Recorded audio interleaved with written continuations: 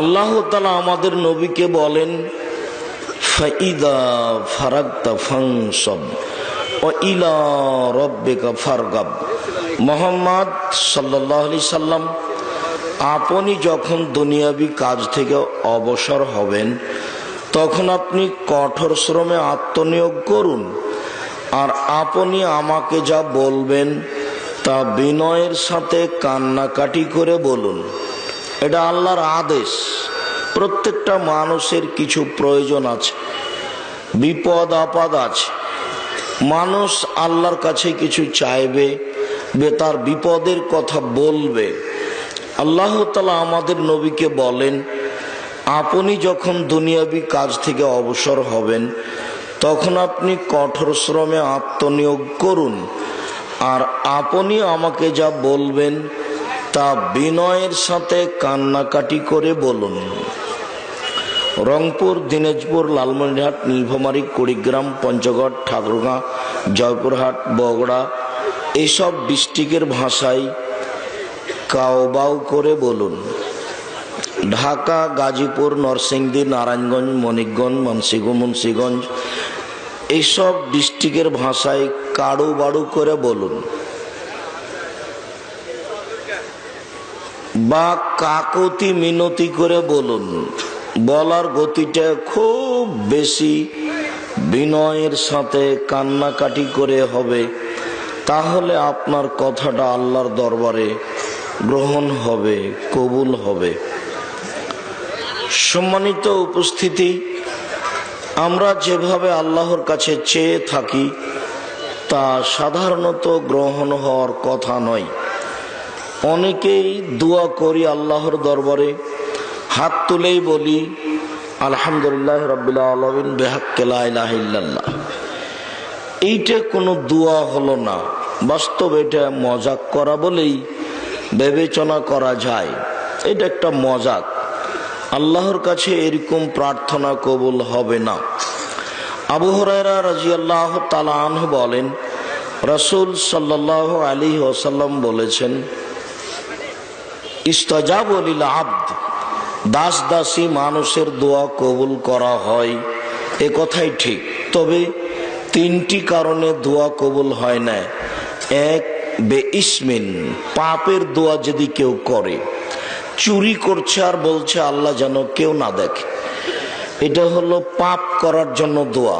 এই দোয়া আল্লাহর দরবারে কবুল হবে না। অবে কাতঈ রাহিমিন, আত্মীয়তা সম্পর্ক ছিন্ন করার জন্য যদি কেউ দোয়া করে যে আল্লাহ যেন তোমার সাথে চলাচল ব্যবস্থা না রাখে, তোমার থেকে আমি পৃথক হয়ে থাকতে চাচ্ছি, এরকম যদি আত্মীয়তা সম্পর্ক ছিন্ন করার দোয়া করে, তাহলে এই দোয়া আল্লাহর দরবারে কবুল হবে না। অল ইস্তেজাল, তাড়াহুড়া করলে আল্লাহর দরবারে দোয়া কবুল হবে না।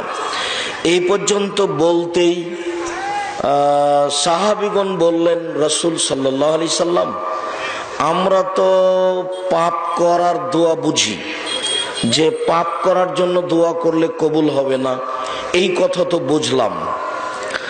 আর একটা জিনিস, আত্মীয়তা সম্পর্ক ছিন্ন করার দোয়া করলে কবুল হবে না, এটাও বুঝলাম।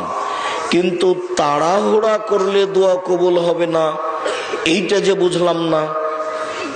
এইটা একটু বুঝিয়ে বলেন, তাড়াহুড়া কি জিনিস? তখন রাসূল সাল্লাল্লাহু আলাইহি সাল্লাম বললেন, দেখো, কালা বলে কাদ্দাউতু ফালামারা ইস্তাজাবালি, দোয়া করলাম, কই কত দোয়া করলাম, দোয়া কবুল হয় না। ফায়াস্তাহসিরু, তারপর অলস হয়ে যায়। ফায়াদাউ দুআ, তারপর দোয়া ছেড়ে দেয়। এই হলো তাড়াহুড়া করা। 6 মাস বছর দোয়া করেছে, 2 দিন 3 দিন দোয়া করেছে, তারপর দেখেছে যে কবুল হয় না, বুঝেছে যে কবুল হলো না, তখন দোয়া ছেড়ে দিল। তার নাম তাড়াহুড়া করা। বুখারী মুসলিমের এক হাদিসে এসেছে, আল্লাহর নবী মুহাম্মদ সাল্লাল্লাহু আলাইহি সাল্লাম যখন সিজদা করতেন তখন আবু জাহাল খুব খারাপ মনে করত। এক পর্যায়ে আবু জাহাল বলল, এই শোনো, মুহাম্মদ যখন সিজদায় যাবে তার মাথায় একটা উটের ভুঁড়ি চাপিয়ে দিতে হবে, কে পারে? তো একজন বলল, আমি পারি। মুহাম্মদ সাল্লাল্লাহু আলাইহি সাল্লাম যখন সিজদায় গেছেন তখন সে উটের ভুঁড়িটা নিয়ে সে মাথার উপরে চাপিয়ে দিয়েছে। কেউ বলল, ফাতেমা ফাতেমা শোনো শোনো, তোমার আব্বার মাথার উপরে ভুঁড়ি চাপানো হয়েছে, তোমার আব্বা উঠতে পারছে না। তিনি দৌড়িয়ে এসে ভুঁড়িটা সরিয়ে দিলেন এবং তাদের কিছু গালি দেওয়ার ইচ্ছা পোষণ করলেন বা গালি দিলেন। রাসূল সাল্লাল্লাহু আলাইহি সাল্লাম তার ইবাদত শেষ করে আল্লাহর দরবারে বললেন, আল্লাহ তুমি উতবাকে ধ্বংস করো, সাইবাকে ধ্বংস করো, ওয়ালিদ ইবনে মুগিরাকে ধ্বংস করো। এইভাবে তিনি অপমান অবস্থায় বদদুয়া করলেন। এই বদদুয়া কবুল হয়েছিল 12 বছর পরে বদরের যুদ্ধে। আল্লাহর নবীর দোয়া যদি 12 বছর পরে কবুল হয়, তাহলে আপনার দোয়া কখন কবুল হবে? আপনি এত তাড়াতাড়ি করলে কেমনে হবে? এটাই হলো তাড়াহুড়া করা। বুখারী মুসলিমের হাদিসটি মনে হয় ভালো করে বুঝাতে পারলাম না। রাসূল সাল্লাল্লাহু আলাইহি সাল্লাম বলেন, ইস্তাজাবু লিল আবদ, দাস দাসী পুরুষ নারী যে দোয়া করে সে দোয়া কবুল হয়। তবে 3 শ্রেণীর দোয়া কবুল হয় না। এক, মানুষ যদি পাপ করার জন্য দোয়া করে তাহলে সেটা কবুল হবে না। 2, মানুষ যদি সম্পর্ক ছিন্ন করার জন্য দোয়া করে, স্ত্রীকে বলছে যে আল্লাহ যেন তোর বাপের বাড়ি আমাকে আর না নিয়ে যায়, শ্বশুরের বাড়ি যাবে না, তা একটা মন্তব্য করে বসেছে স্ত্রীর সামনে, সম্পর্ক আর রাখবে না শ্বশুরের সাথে, যাতায়াত করবে না, দাওয়াত দিলেও যাবে না। এরকম একটা পরিবেশ তার স্ত্রীকে শোনাচ্ছে, আল্লাহকে বলে। আল্লাহ এরকম কথা কবুল করেন না। 2, অলিস্তিজাল, তাড়াহুড়া করলে দোয়া কবুল হয় না। তখন সাহাবীগণ বললেন, আল্লাহর রাসূল, এটা বুঝতে পারলাম যে পাপের দোয়া করলে কবুল হয় না। আল্লাহর রাসূল, আর একটা বুঝতে পারলাম যে সম্পর্ক ছিন্ন করার দোয়া করলে কবুল হয় না, কিন্তু তাড়াহুড়া করলে কবুল হয় না, এটা তো বুঝতে পারলাম না, এটা কি? তখন আল্লাহ রাসূল বললেন, শোনো শোনো, তাড়াহুড়া করলে দোয়া কবুল হয় না এটা বুঝতে পারলে না? মানুষে বলে কাদ্দাও তো দোয়া করলাম, কত দোয়া করলাম, লাম আরা ইস্তাজাব আলী, কই দেখি না যে দোয়া কবুল হচ্ছে, না দোয়া কবুল হয় না। ফায়াস্তাহসির, তারপর অলস হয়ে যায়, ফায়াদাউ দোয়া, তারপর দোয়া ছেড়ে দেয়। দেখেছে 2 মাস 6 মাস দোয়া করেছে কবুল হয়নি, তখন ছেড়ে দিয়েছে। তার নাম তাড়াহুড়া করা। তো এইটুকু বলার পরে বুখারী মুসলিমের হাদিস থেকে আরেকটা হাদিস আপনাকে শোনালাম যে আল্লাহর নবীও বিপদে পড়ে বদদুয়া করেছিলেন। সেটা কতদিন পরে কবুল হয়েছিল? 12 বছর পরে। আর আপনাদের সবার জানা আছে ইউসুফ আলাইহিস সালামের কথা। ইউসুফ আলাইহিস সালামের ভাইরা তার পিতা ইয়াকুবকে বললেন, আপনি আমাদের সাথে ইউসুফকে দেন না কেন? ইউসুফ আমাদের সাথে থাকবে, খেলাধুলা করবে, আমাদের কাপড় চোপড় নিয়ে থাকবে, পাহারা দিবে। তখন তার বাপ বললেন, না না না না, ইউসুফকে তোমাদের সাথে দিব না, ওকে বাঘে খেয়ে নিতে পারে। তখন তার ভাইরা বলল, বলেন কি, এতগুলো আমরা আছি তার ভাই, তাকে বাঘে খেয়ে নেবে মানে? এটা হতে পারে না। তখন ইয়াকুব আলাইহিস সালাম তাকে পাঠিয়ে দিলেন। তারা ঠিকই যেটা পরিকল্পনা করেছিল তাকে ইদারায় ফেলে দিল, আর জামাতে রক্ত লাগিয়ে দেখাচ্ছে বাড়িতে নিয়ে এসে সন্ধ্যার সময় তার বাপকে, আব্বা দেখেন দেখেন দেখেন, দেখেন তাকে বাঘে খেয়ে নিয়েছে, তার রক্ত জামাতে লেগে আছে, আপনি তো আমাদের বিশ্বাস করবেন না, আমরা সত্য বললো তো আপনি আমাদের বিশ্বাস করবেন না, এ দেখেন এ দেখেন এ দেখেন জামাতে রক্ত লেগে আছে। তো জামাতে রক্ত লেগে আছে কথা ঠিক, জামাটাতে রক্ত লেগে থাকলো, জামাটা কোনো ছিঁড়া ছোটা ছিল না, বাঘে ধরলে তো একটা ছিঁড়া ছোটা এরকম কিছু থাকবে। তখন ইয়াকুব আলাইহিস সালাম দেখে বুঝতে পারলেন যে এটা বানানো। তখন তিনি বললেন যে তোমরা এটা বানিয়ে নিয়েছো, আমি এখন ধৈর্য ধারণ করি, আল্লাহর কাছে সাহায্য চাই।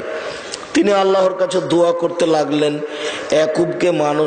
ইউসুফকে মানুষ উঠিয়ে নিয়ে গেল, বাজারে বিক্রি করা হলো, মিশরের বাদশা কিনে নিল। মিশরের বাদশা তার স্ত্রীকে বলল, একে দেখাশোনা করো, ভালো থাকতে দাও, ভালো খেতে দাও। পৃথিবীর অর্ধেক মানুষের রূপ চেহারা ইউসুফকে দেওয়া হয়েছিল।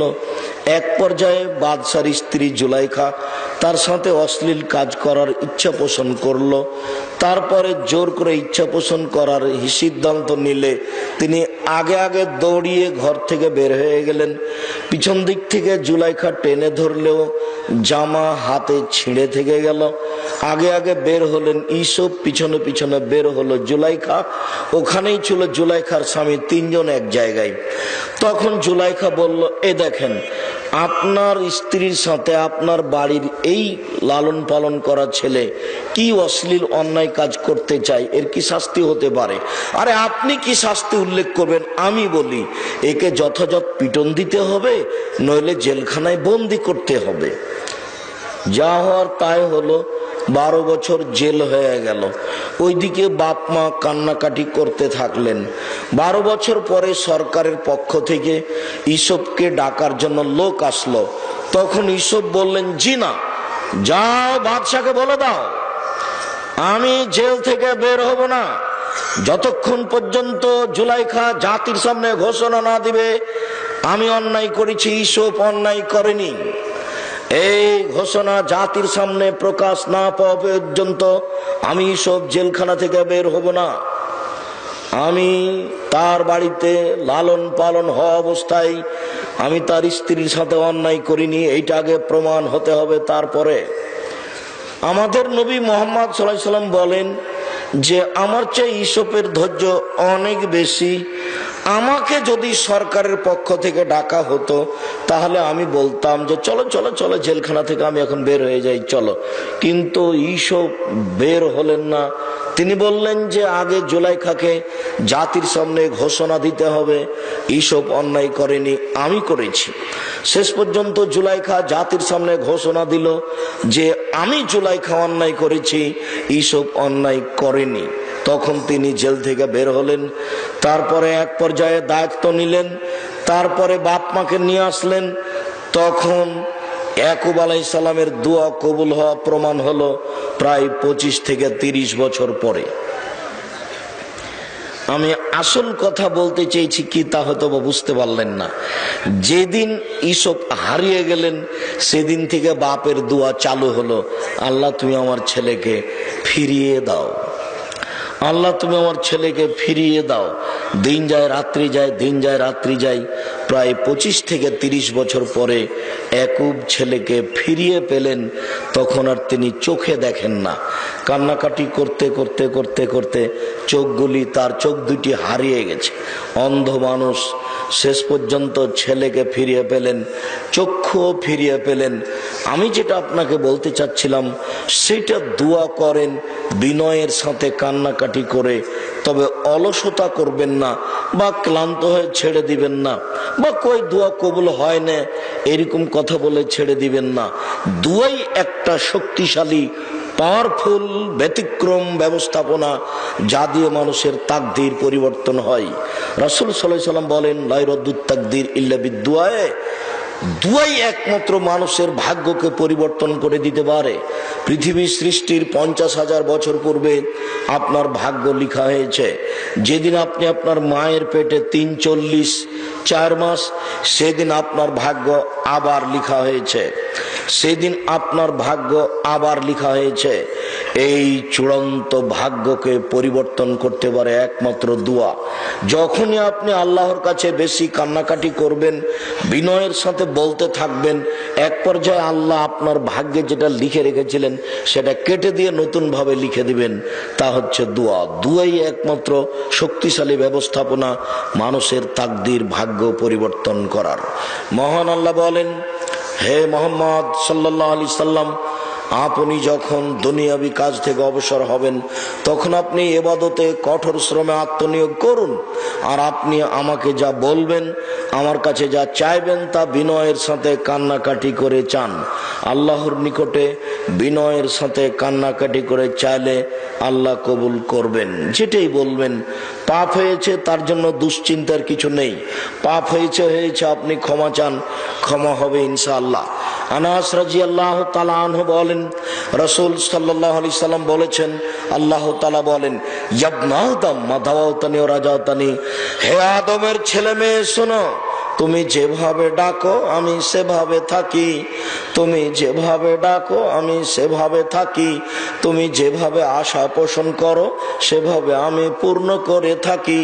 ওয়ালাউবালি, আমি পরোয়া করি না তুমি কত বড় পাপী, আমি পরোয়া করি না তুমি কত বড় পাপী, আমি পরোয়া করি না তুমি কত বড় পাপী।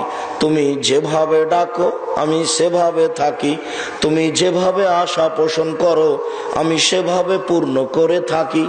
পরের বাক্যে রাসূল সাল্লাল্লাহু আলাইহি সাল্লাম বলছেন, আল্লাহ তাআলা বলেন, ইবনা আদম লাউ বালাগাত যুনুবুকা আনারা সামায়ে, হে আদমের ছেলে মেয়ে শোনো, তোমাদের পাপ বেশি হতে হতে যদি আকাশ লেগে যায়, হে আদমের ছেলে মেয়ে শোনো, তোমাদের পাপ বেশি হতে হতে যদি আকাশে লেগে যায়, পাপ আর পাপ আকাশ জমিন পরিপূর্ণ হয়ে আছে, এই সময়তে যদি তুমি আমাকে বলো যে আমাকে ক্ষমা করো, ফাস্তাগফিরতানি, হে প্রতিপালক আমার আল্লাহ তুমি আমাকে ক্ষমা করো, গাফারতু লাকা, আমি তোমাকে ক্ষমা করে দেবো। ওয়ালা উবালি, আমি পরোয়া করি না তুমি কত বড় পাপী, আমি পরোয়া করি না তুমি কত বড় পাপী, আমি পরোয়া করি না তুমি কত বড় পাপী, তুমি আমাকে একটু বলো না, আমি তোমার বলার অপেক্ষায় রয়েছি।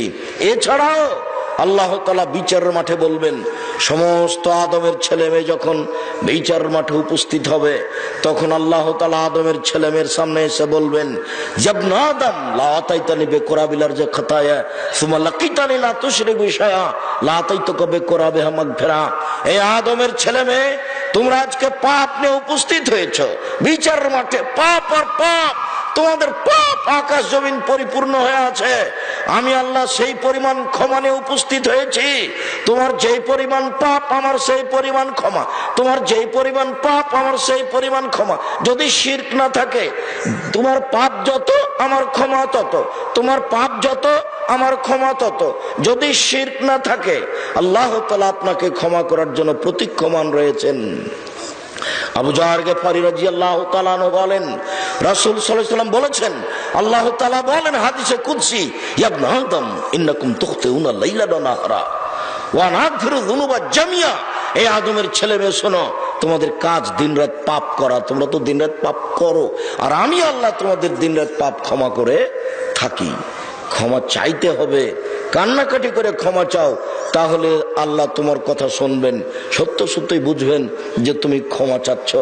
এইভাবে অলসতা করে সবাই মিলে কবরস্থানে গিয়ে হাত তুলে দোয়া করলো, আর হাসাহাসি করলো, আর কত কথা বললো, আর বলছে আল্লাহ অমুক যার হাত কবুল হবে তার হাত দিয়ে আমাদের সবকে পার করে দাও।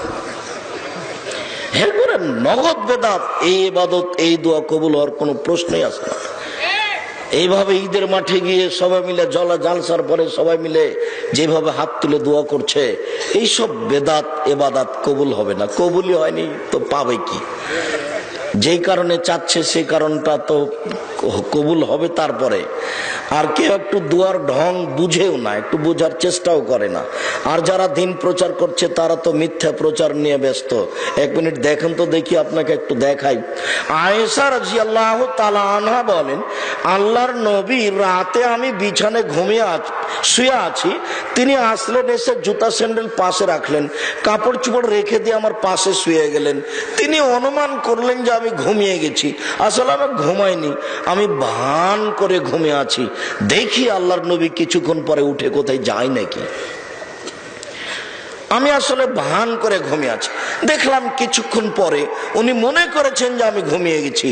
তিনি ধীরে উঠে কাপড় চোপড় নিয়ে, জুতা স্যান্ডেল নিয়ে ধীরে দরজাটা খুলে বাইরে চলে গেলেন।